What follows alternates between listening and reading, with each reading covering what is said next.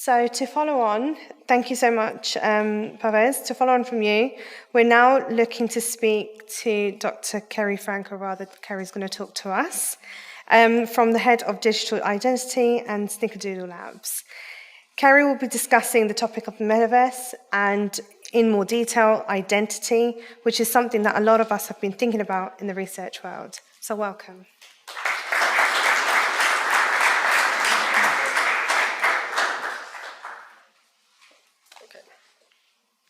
Whoop. I think I already exited. Can you pull that back up? I accidentally touched the papers on the laptop. I know. Watch me do this multiple times. I will try not to do it again. Session 3? Nope, not that one. I think it could be. So if we go to the bottom here. There you are. Yeah, here I am. Okay, thank you about that. Sorry, guys. That's all right. We actually tested this before, and then I did this immediately. Okay. Okay. So, how do I make sure I don't touch that? Okay. Yeah. No, I know, but then I have to move the page. Okay. Hi, everyone. My name is Kerry. I'm the head of digital identity at Snickerdoodle Labs, a startup building a data infrastructure layer that will bridge the gap between Web 2 and Web 3. A little bit of background on myself. I previously worked at PayPal's blockchain research group, investigating the role that financial service providers may play in identity.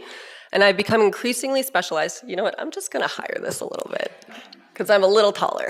And I've become increasingly specialized at the intersection of product, regulation, and technical architecture in digital identity. So we'll skip that one. So let's take a high-level view of what I will present on today. I want to give a brief primer on what is digital identity and what is Web 2 versus Web 3. Then I will look at how Web 2 currently fails digital identity and why it cannot be salvaged. This is a natural segue into why Web 3 is a better fit for purpose to fix digital identity and what the technical data containers might look like. Finally, I will connect the frameworks to some industry examples and implications, zeroing in on my own company, Snickerdoodle Labs, compliance and consumer market research. So, what is digital identity? Digital identity is the aggregation of identity attributes when expressed digitally. Those identity attributes can be further broken down into different categories. I like to use the World Economic Forum's framework that divides identity attributes into 3 categories. There's inherent, like our fingerprints, accumulated, like our online browsing history, or assigned, like a tax ID. It is worthwhile to note here that data sensitivity tends to correlate to how much it differentiates in context and confers authorization rights to certain activities. For example, there is a high level of assurance in authenticating my name and date of birth when I need to access government services, which usually takes the form of checking an ID, whether that's a state license or a passport. On the other hand, there are very low levels of assurance when I go to open a new social media account, which has no real checks to authenticate the identity attributes that I might submit.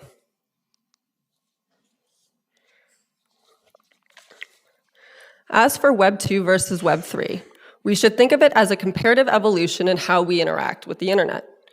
Web 2 created a more streamlined access point to the internet, most notably through the browser, but also through things like mobile apps and platforms. However, this access is inherently authoritarian and centralized, as those interactions and the data that is generated from those interactions are controlled by the service provider through which we are accessing the web. Web 3 removes the gatekeeping of Web 2. Although many people refer to Web 3 as a decentralized internet, decentralization is just the vehicle that allows us to achieve permissionless and trustless internet. I would like to note that I am not a computer scientist. If anyone is more interested in a technical rendering of the properties of decentralized, permissionless, or trustless, I highly encourage them to go to Snickerdoodle Labs' blog page and look at our CTO's contribution, the Web3 test. I would also like to contextualize Web3 more widely and how it relates to the Metaverse. Many aspiring architects of the Metaverse believe that Web3 needs to act as the infrastructural rails instead of a closed-loop system like Meta, as Web3 solves many of the interoperability and privacy challenges that plague current Web 2 systems. Okay, so let's look at specifically why Web2 fails identity. I have intentionally used the 4 Ps, which is a framework produced by the Digital Identity Alliance and is less stringent in its requirements. I do this to show the limitations of digital identity in Web2, even against the backdrop of a Web2-friendly framework. So, privacy, or here, it means control over one's identity, data, and its permissioning. As I've already mentioned while contouring the Web2 ecosystem, data control is relegated to platforms, corporations, and more. Not only does aggregated data exist in siloed databases of service providers, but there is little to no transparency over data permissioning, which is often buried in the T's and C's. Or they might exploit loopholes to create exceptions as to what data is covered by data sovereignty regulation. At the same time, centralization causes issues with portability, or the ability to access data across several mediums and to easily share it with third parties. Users are at the mercy of these institutions to enable data access and transfer, which in many cases is perceived as a low-priority investment in resources. A good example of this is the lack of streamlining and digitization of medical records, which, as many of you probably know, can be a very tedious process. Digitization isn't necessarily a cure-all either. If you've ever tried to export your Facebook data, you've probably realized how unwieldy the dataset is. For third parties to glean actionable insights, it would require significant data cleaning and engineering. This is despite codified regulation that users' exported data should be usable and machine readable, the application of which is clearly a low and subjective bar. Now we move to persistence, or data existing beyond the confines of the institution that may have originally credentialed the data. As it currently stands, data is only persistent as long as the institution is solvent or functional. An example might be my credit card company. If it closes shop tomorrow, I would lose that line of credit and account history.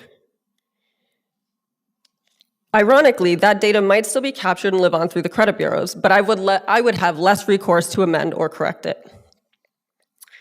Finally, on the front of personal, or a completely, finally it fails on the line of personal, or a completely unique identity. Due to the siloed nature of Web2, a specific identity profile usually encapsulates a narrow and easy to imitate data set. One example of this is the Social Security number in the US, which is a proxy for financial identity. The Equifax leak of hundreds of millions unleashed rampant identity fraud as this is the one identity attribute that is regularly stolen and is not authenticated by a more holistic set of identity data. Okay. So why can't digital identity in Web2 be reformed?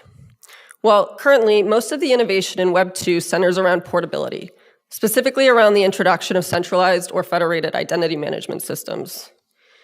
In a centralized identity system, one identity provider, commonly a government agency, oversees data and user authentication. The centralized database is accessible to permission-relying parties who receive the underlying data attributes from the centralized identity provider. A federated identity, alternatively, is comprised of a consortium of industry-specific identity providers who enroll users and acquire akin identity data. This consortium can authenticate users and transfer data attributes to desired relying parties. Centralized and federated identity models, however, are just reductions in gatekeeping via slightly larger enclosures of fenced-in data. The trade-off for that modest value add and portability of narrow datasets is not always compelling. The multilateral coordination demanded to establish the necessary processes and secure technical infrastructure can be extensive. In Web2, that process then must be replicated for every dataset custodian. Unsurprisingly, with so many different identity providers solving data interoperability in their own kingdoms and for their own pain points, little collective thought has been given around standards for data presentation or formatting, which impedes data interoperability. Also, I want to point out there's something really strange about all of these models' data flows. Does anyone in the audience want to guess what it is? Anyone brave? No? Okay. Okay, every single data flow circumvents the user entirely. It's data handed from one institution to another institution. The user is never at the center of that.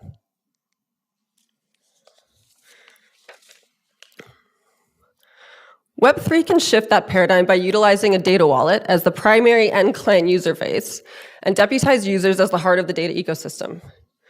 Let's look at the potential upside of Web3, powering digital identity through the lens of the 4 Ps. Privacy is improved from the transfer of data ownership to users, along with more sophisticated consent management tooling that allows for precise and ongoing data permissioning to third parties. Blind trust is no longer a prerequisite as users' data is stored locally on device or via decentralized cloud storage solutions like IPFS instead of in a centralized database. Decentralized, trustless, and permissionless architecture demands open standards. The presentation of data represented by non-fungible tokens or verifiable credentials has already undergone a period of technical consensus building and standardization. While there is still progress to be made, the building blocks that will expedite asynchronous data interoperability and portability across disparate data sources have begun to crystallize. Meanwhile, the data within a data wallet can then remain persistent even if the institution that originally credentialed that data dissolves. All of these things combined allow a data wallet to correspond to a unique and personal digital identity.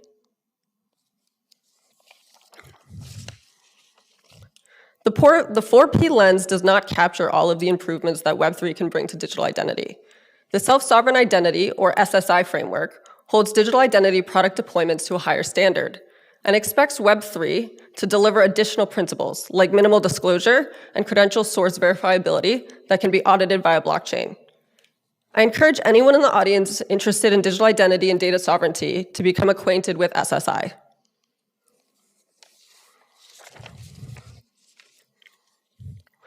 With the data wallet now the center of users' data aggregation, there are a number of technical data containers that a Web3-powered data sharing infrastructure layer could enable. The first is user data held by an identity provider that is imported into the data wallet from a system itself and therefore never breaks the chain of custody. You will see an example of this in a few minutes when a user integrates their decentralized crypto wallet into the Snickerdoodle data wallet. But the systems from which a data wallet could pull Web2 centralized data from is infinite. It could be smart consumer appliance data, social media data, mobile data, and more. Users could also export data from these systems and then directly upload it into their data wallet, a reality that is becoming more and more feasible as GDPR and CCPA solidify the right for users to own and export data sets that are held on them. In this scenario, however, the data is unauthenticated, as the user did not have to demonstrate control over an account to initiate the data transfer, thus breaking the chain of custody. Now, I want to just take a quick pulse on the room. Who here knows what a non-fungible token is? Okay, what about a soulbound token?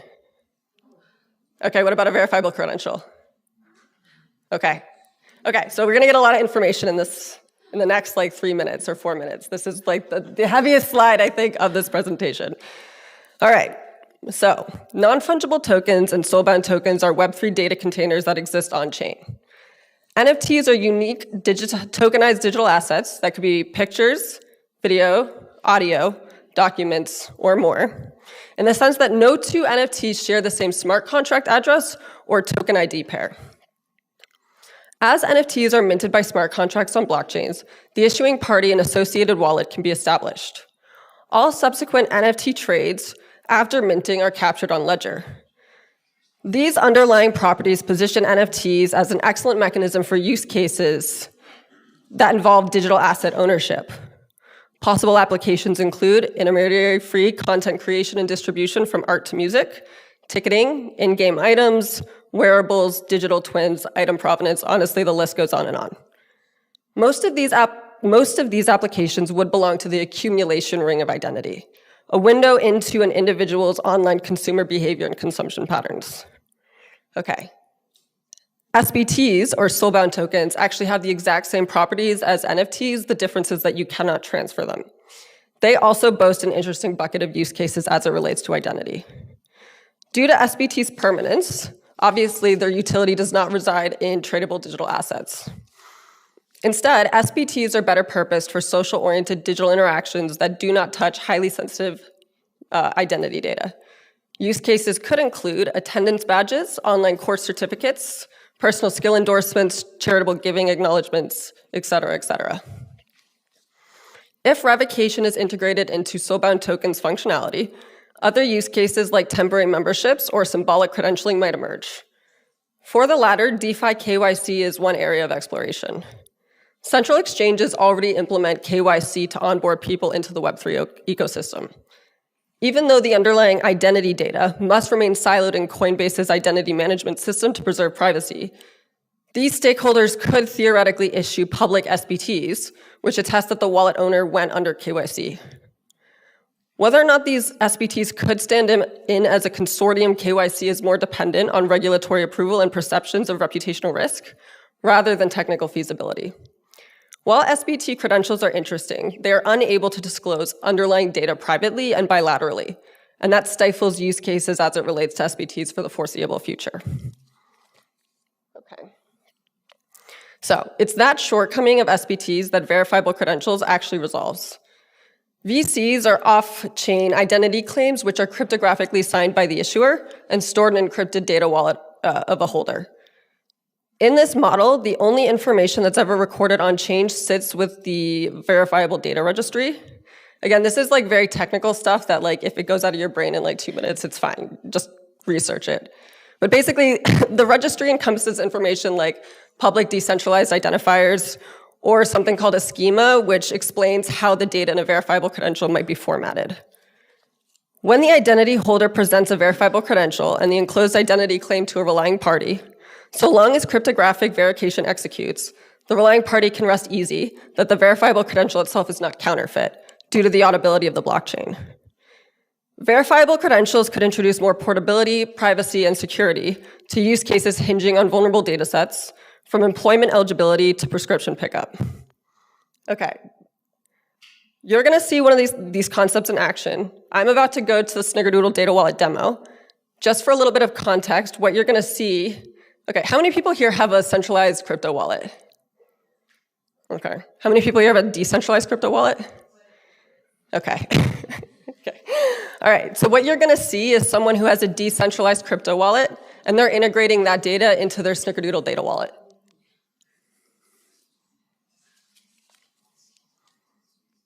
Okay, this is just background. This is just the process where someone is going to link their account to get started. Okay, so Metamask, also I did not, you know what, I'm looking at this screen.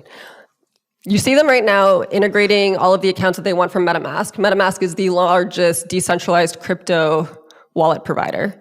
Right now you see them linking that information has now been linked. They go next. Here they can either import some demographic data by linking their Google account, or they can manually input it. So right now, that's what they've imported into the Snickerdoodle data wallet. Now, they're going to go to a website or brand who's participating, and what you're seeing is a reward pop-up. So in exchange for trading their data, and they can manage the settings right here as to which data they're comfortable sharing, they will get a reward in exchange for allowing the company to access or query their data wallet. And so now you're going to see what the data wallet might look like from a user's perspective. So here are the rewards that they've accepted, which are NFTs, and those exist in their crypto wallets in exchange for data. These are their Web3 portfolios, and this is actually a really interesting tool if you're really into crypto because it's a cross-chain portfolio viewer. But I don't know how relevant that is to people here.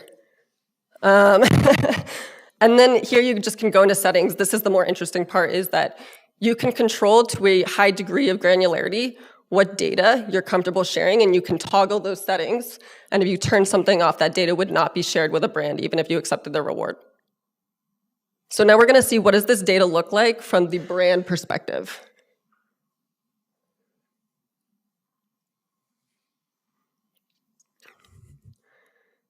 Okay, so this is just a brand. They're logging in. So anyone, let's just say that they created a reward, and let's say X number of users accepted that campaign and accepted that reward. What they can see here is a high-level dashboard of all of the data for anyone who accepted that reward. Like, this is browser site history, this is gender and age range, this is location on a country level, which we keep at that level because we don't want individual triangulation. If you go back, now it's going to go look at Web3 data, which is things like most popular tokens, most popular dApps. And then if you keep going down, it actually looks at like the primary L1s that they're using. And I will say, I don't know how strong this room's background is in Web3, but this is actually really significant in Web3 because this is basically consumer analytics. But the difference is that it's consent-driven consumer analytics, and the data is actually anonymized. Okay. You should now have some intuition as to how Web3 can better embody GDPR or CCPA. On the left, you see some of the rights established by these regulations. Local storage is a much better mechanism to execute on the right to access, rectification, and data portability, for example. Or more granular control and permissioning over data better applies the right to restrict processing or the right to object. As I mentioned, Web2 relies on trust and retroactively punishing organizations for breaking the rules. In the last few days alone, Google was fined $391 million for secretly tracking users' location. The endless discoveries of data privacy violations by data monopolies are an indication that lawmakers are stuck reining in the excesses of Web2 instead of resetting the system. The open source code of Web3, powered data infrastructure layers, can be freely audited, ensuring that products do exactly what is advertised. And then, this one slide on the thing that is most relevant to a lot of you in the room probably. So let's look at some of the implications for these changes in digital identity on consumer market research. Permissioned access to data will change from an opt-out model to an opt-in model, ensuring a consent-driven data sharing ecosystem. And what's really important about the data wallet, which you guys probably noticed, is that those permissions can be automated, which means that theoretically someone could choose to opt in to certain kinds of campaigns, which would allow them to seamlessly trade data with organizations that they've given consent to. Reliance on centralized repositories of information could be phased out. Interactions with data will no longer allow individual triangulation, and dashboards will be anonymized, while still gleaning actionable insights. An example of which you can see here on the right, which is the Snickerdoodle Insight platform, and that is browser visits for people who have accepted a reward. And lastly, users themselves will be compensated and receive dividends and value created in the data sharing economy.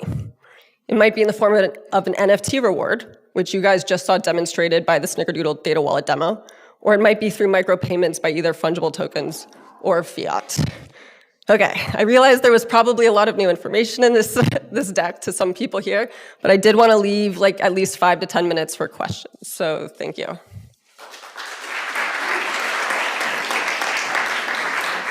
Whew, a lot of info. We do have time for questions. I don't think I've ever learned so much in such a short period of time. My mouth is dry. Would you like an acronym in the research industry as well? Questions. Who's brave enough to ask a question? Oh, not at the back. Would you mind meeting me halfway? I haven't got very long cord. As far as I can go, I'm sorry. Thanks for the presentation. I was a bit confused by the data wallets aspect. Mm-hmm. So were you basically saying participants would basically expect remuneration for sharing data? Yes. So in the model that we currently have, which is our go-to-market, that compensation is in the form of an NFT reward, which is important because a lot of brands are actually exploring rewards through NFTs right now, and we've created a bring your own reward. So what that means is that brands who are already exploring NFT rewards could just offer that reward, but then ask consumers to exchange data for it. That being said, that's the go-to-market. The issue is that people have tried doing pricing of data marketplaces, but to actually do that, the amount of data that you need, especially in like a decentralized data pool, is huge. And that doesn't exist right now. So like in the future, you could probably create automated pricing models in terms of fiat or like fungible tokens. But we don't see that as a approachable business model in the short term. You need a very large data pool to do that. Does that help contextualize what I said? Yeah, so the remuneration is via NFTs, not like a liquid payment. Well, okay, I will add a caveat that actually, like, we built a digital asset distribution platform that if a brand wanted to do remuneration in a fungible token, we could in fact capacitate that. Just right now, we're seeing more traction in rewards through NFTs because currently the way that the data pricing works, the exchange that would happen that's actual like fungible token or fiat is so small, like these micropayments are so small that they're meaningless. And so like until that becomes more streamlined and automated, it's likely that people would prefer an NFT reward with a brand that they're like acquainted with versus like 2 cents or 3 cents until that becomes a more streamlined process. Well, yeah, that makes sense. Thank you. Question here. Thank you for making it a short journey. That's why I'm here. So what's the incentive for the company or the marketer to move to this model instead of kind of the model today, which is autofill form and submit? Well, so they don't hold any of the data. They can query the data, but not hold the data.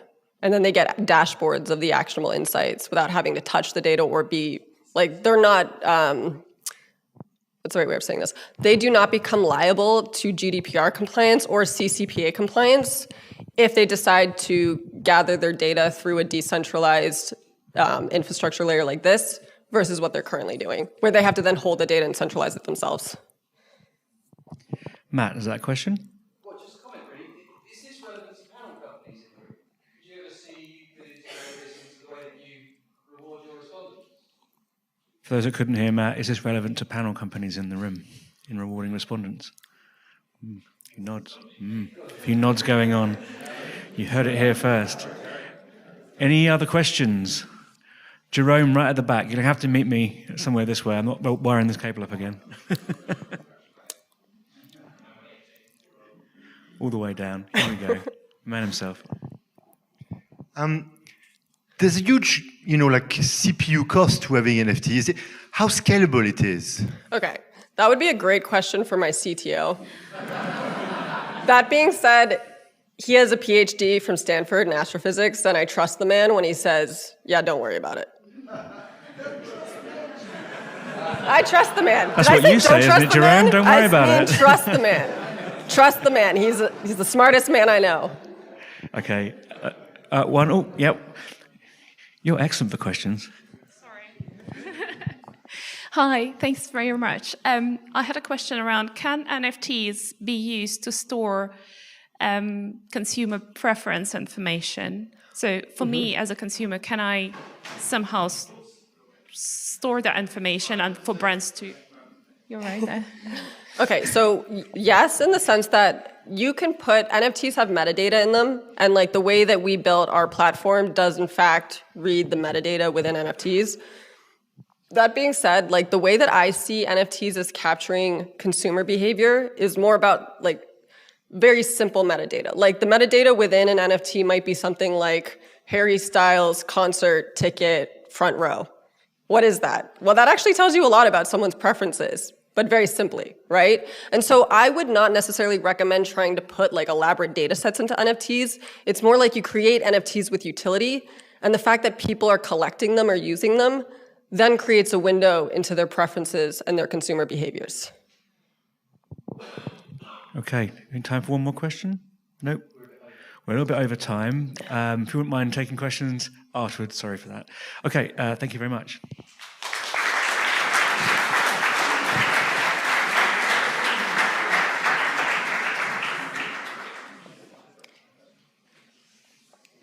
Thank you so much, Kerry. I was sat there for a little while thinking, I just about got an Apple wallet, now what's going on? So I learned quite a lot. Anyone else who was lost like me for a while? Thank you. I'm not the only one. Definitely a lot to learn there, and I think having experience of working with panel companies, I think maybe that's the way forward. I don't know, is it the future of where we're going? But thank you very much.